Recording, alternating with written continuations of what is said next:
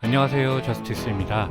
보시는 지도는 중국의 입체 지도인데요. 중국 대륙의 고저와 지형이 입체적으로 표현이 되어 있습니다. 거기다가 성급 행정 단위도 조금 흐리긴 하지만 파란색 선으로 구분되어 있어서 보기에도 좋습니다. 여러 구독자 여러분들께서 중국의 산맥도 소개해달라는 요청이 있었습니다. 그래서 이 지도를 가지고 중국의 산맥을 대략 알아보고 그에 얽힌 역사 이야기도 양념으로 같이 말씀드려 보도록 하겠습니다. 여러 영상을 통해서 이미 말씀드린 산맥들은 간단히 보고요. 새롭게 등장하는 산맥 위주로 말씀드리도록 하겠습니다. 북쪽부터 남쪽으로 내려오면서 하나씩 살펴보도록 하겠습니다. 요거는 대응안녕 산맥이죠. 저희 채널 구독자 분들께서는 이미 다 아시는 거고요. 그리고 이쪽이 소흥안녕이 되겠고요. 장광재령과 장백산맥이 있습니다. 장백산맥은 한반도 쪽에도 있기 때문에 그쪽은 백두산맥이라고 부르면 되겠죠. 그리고 여기가 연산산맥이고요. 특별히 요동반도에 있는 산맥은 천산산맥이라고 합니다. 탈인분지에 있는 천산산맥과 다른 산맥이죠. 성급 행정 단위로 보면요, 대응안녕 산맥은 대부분이 내몽골 자치구에 들어갑니다. 그리고 요 끝에 일부가 흑룡강성에 속합니다. 그리고 소흥안녕과 장광재령 산맥은 흑룡강성에 속하고요. 그리고 장백산맥은 깁니다. 윤영성부터 길림성, 흑룡강성까지 뻗쳐 있습니다.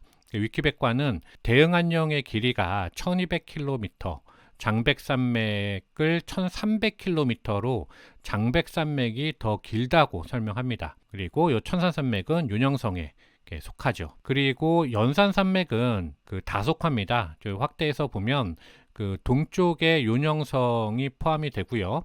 서쪽으로 가면서 북쪽으로는 내몽골 자치구와 남쪽으로는 하북성에도 포함이 됩니다. 그리고 북경까지 뻗쳐 있는 거죠. 요 북경 북쪽까지. 연산산맥은 춘추전국 시대에 옆나라가 있던 자리였기 때문에 연산산맥입니다. 그래서 북경을 옛날에는 영경이라고 했죠.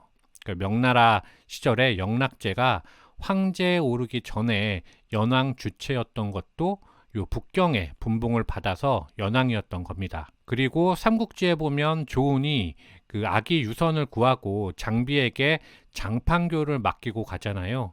이때 장비가 쫓아온 조조 군사들에게 다 덤벼라, 연인 장비가 여기 있다 하고 외치는데요. 여기서 연인이 바로 연나라입니다. 장비는 북경 밑에 탁주라고 있거든요.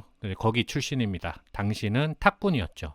연나라가 북방 기마민족과 가까운 곳이어서 고대부터 무예와 용맹을 중시하는 문화가 있었습니다. 그래서 연인이라고 하면 내가 그만큼 무예가 뛰어나고 용맹하다라고 과시하는 그런 느낌을 줄 수 있는 거죠. 참고로 장판교가 어디냐라고 하면 호북성의 형문시 남쪽입니다. 그래서 진령산맥이 이렇게 있고 대파산맥, 그리고 한수가 양쪽 산맥을 반으로 가르면서 흘러서 이렇게, 자, 이거 좀 그려볼까요? 대략 여기 한중분지가 있으니까요. 한중분지에서 빠져나와서 이렇게 해서 남쪽에서 장강과 합류하게 됩니다. 이제 우한에서 합류하겠죠. 그리고 요쯤이 이제 대략 양양이 될 텐데요.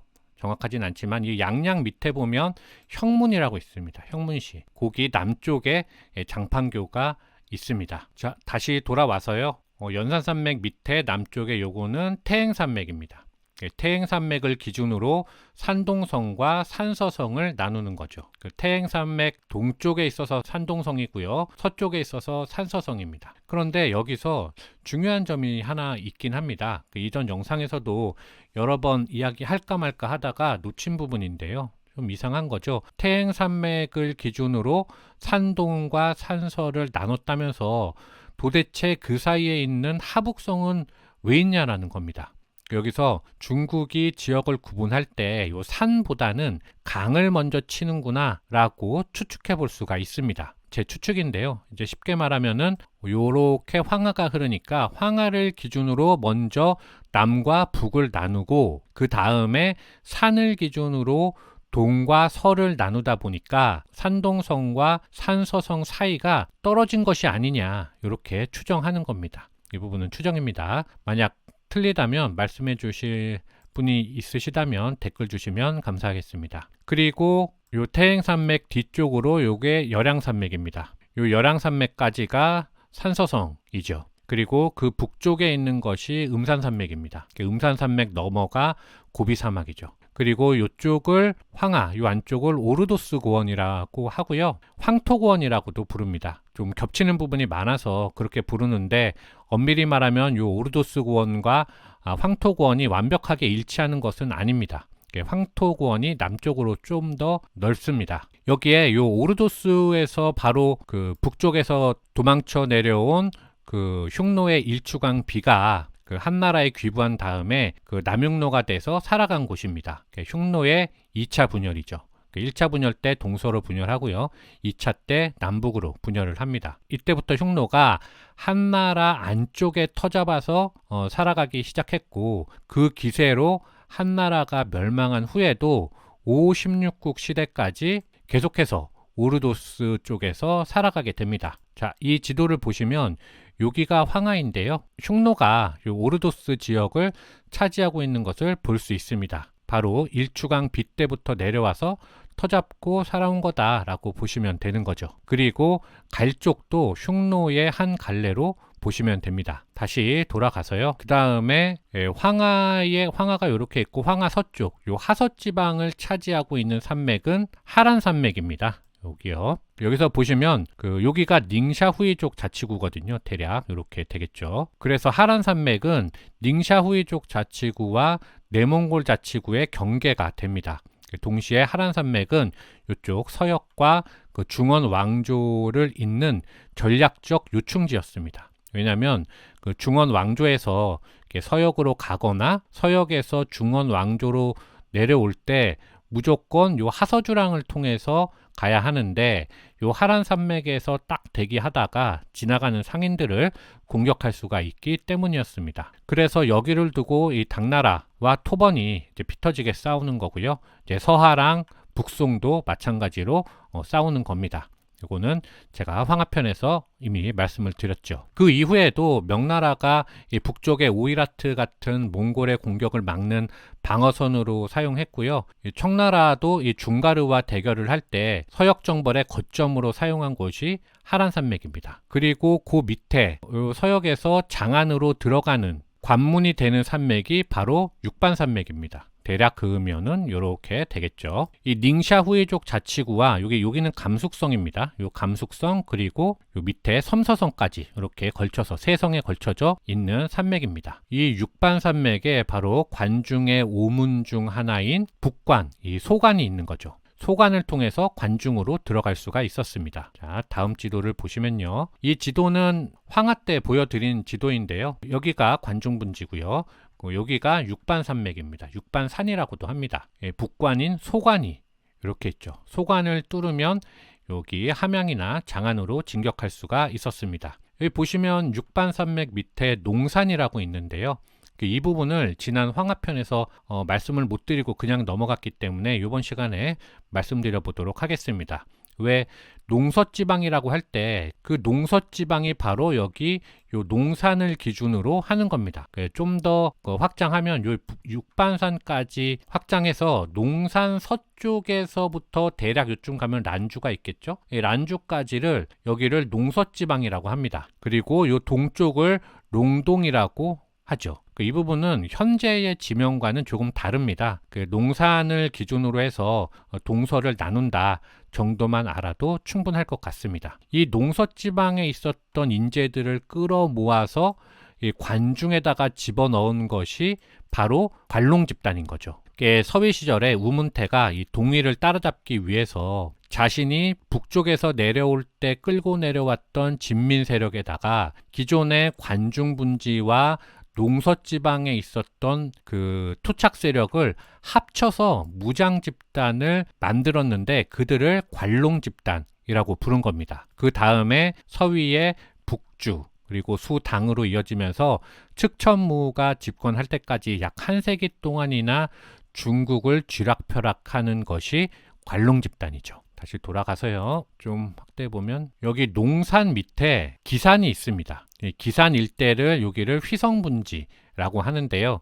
제갈량이 1차 북벌 때 성동격서로 택한 길이 바로 자 여기 마커로 기산으로 통하는 기산도였습니다. 조온을 먼저 가곡도로 올려보내서 위나라 병사를 이쪽으로 몰리게 한 다음에 자기는 뒤로 돌아서 기산을 점령하고 뒤통수를 후려 갈기려고 했지만 마속이 자기 멋대로 산꼭대기에 진을 쳤다가 장합한테 깨지면서 북벌에 실패하게 되는 겁니다. 그래서 1차 북벌에 실패하는 거죠. 그래서 읍참마속이 발생한 곳이 이쪽입니다. 가정전투죠. 그리고 여기 관중분지를 지나서 동관 함곡관을 따라 나오면 있는 것이 보구산맥입니다. 그리고 여기 낙양과 대략 정주 사이에 하나 우뚝 서 있는 게 바로 숭산이죠. 그래서 보구산맥에 숭산이 있는 게 아닙니다. 따로 있는 것이고요.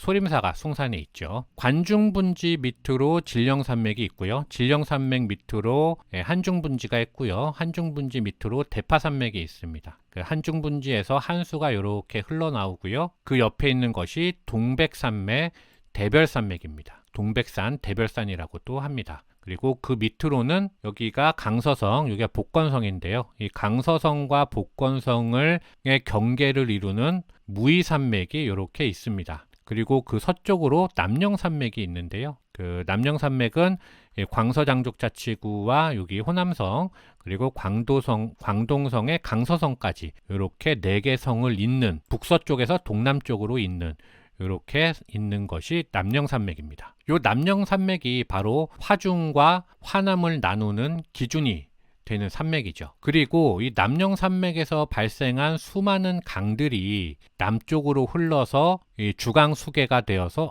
이렇게 보면 안 되겠네요. 이렇게 오히려 좀 축소를 한 다음에 여기 끌어올려서 봐야 되겠습니다. 남령산맥이 있고요. 남령산맥에서 내려오는 수많은 강들이 남쪽으로 흘러서 주강의 본류인 서강과 합류합니다. 그래서 이렇게 흘러내려와서 이 주강 수계를 이루어서 주강 삼각주를 통해서 남중국해 쪽으로 빠져나가는 거죠. 그리고 서쪽을 보면요. 여기가 사천성인데요. 대략 이렇게 있습니다. 이 사천성을 반으로 가르는 산맥이 민산산맥입니다. 민산산맥을 기준으로 요 동쪽이 사천분지가 되는 거고요. 이 서쪽이 티벳고원이 되는 거죠. 그래서 이 티벳 이쪽 전체가 다 티벳고원이 되겠죠.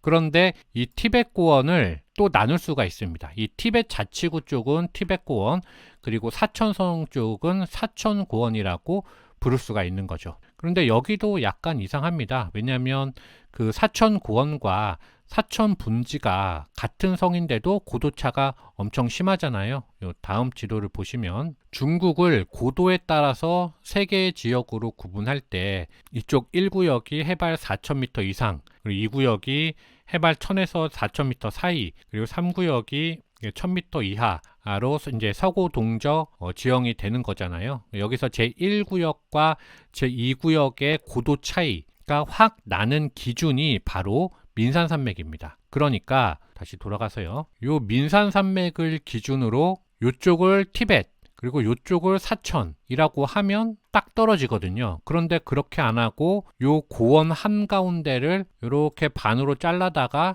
요쪽을 티벳 자치구, 요쪽을 사천이라고 한 겁니다. 그래서 사천은 이 사천분지와 사천고원의 고도 차이가 엄청 심합니다. 지형적으로 봐서도 같은 곳이 아닌 거죠. 그리고 실제로 생활면으로도 같은 곳이 아닙니다. 여기 농사를 하고 여기는 이제 유목을 하겠죠. 그러면 여기는 왜 이렇게 했을까 하면 이 티벳 자치구와 사천성 사이를 강이 흐르기 때문입니다. 바로 장강이 이렇게 흐르는 거죠. 그래서 특히 그 협곡들이 많다고 했죠. 호도협 같은. 그래서 이쪽을 진사강, 금빛 모래강이라고 부른다고 장강편에서 말씀드린 바가 있습니다. 그래서 여기 청해성과 티벳 자치구의 경계를 이루는 산맥, 이 탕구라 산맥이 있고요.